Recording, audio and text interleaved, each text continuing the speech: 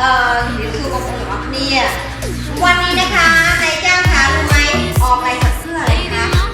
บริษัทดิจิทัลจะมีของขวัญแจกนายจ้างโครงงานหนักๆเยอะๆเลยมาฟังว่าแจกอะไรบ้างนะคะ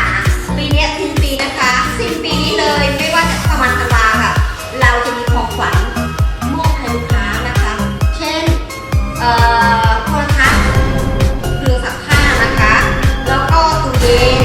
แล้วก็หม้อข้าวกระติกน้ำข้าวผงต่างๆเยอะแยะเลย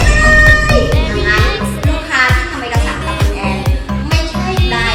เอกสารถูกต้องนะคะได้ของขวัญมอบทุกสิ้นปีเลยนะคะถ้าอย่างนั้นอยากได้ของขวัญไหมติดตามไลฟ์สดเลยนะคะกับเสียงสองนะคะมาเจอคนพม่านะคะแต่พูดภาษาพม่าให้ในตัวเรา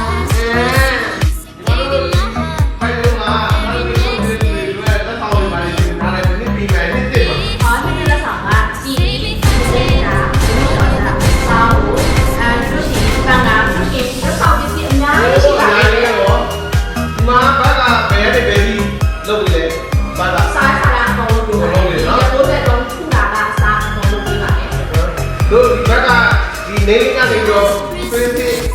တော့ပိုင်းအောင်ကပြီးစီပိုင်းနဲ့ပြန်ပြီလားဘယ်တော့ဘယ်ကောတော့နော်ဒီရုံးကဘယ်တော့ရှိတာလဲစီရုံးကဒီတလားလေးခါရှိတာပါဟောတလားလေးပါအခုဒီ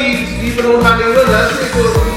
နာမကလူလူပြီးတော့သူဒီအောင်တော့ဒီကတော့ရုပ်လူကောင်းလည်းလူကလို့ဒီကွာဆိုဒီနာမလာပြီးတော့ဟုတ်လားငါးတန်းပုံပြီးတော့ဒါဟုတ်ကဲ့ပါတကယ်လို့လာလို့ဒီလက်ရှိဒီကွာကလူလာလို့ရပါတယ်နော်သိခေါ်ပါတယ်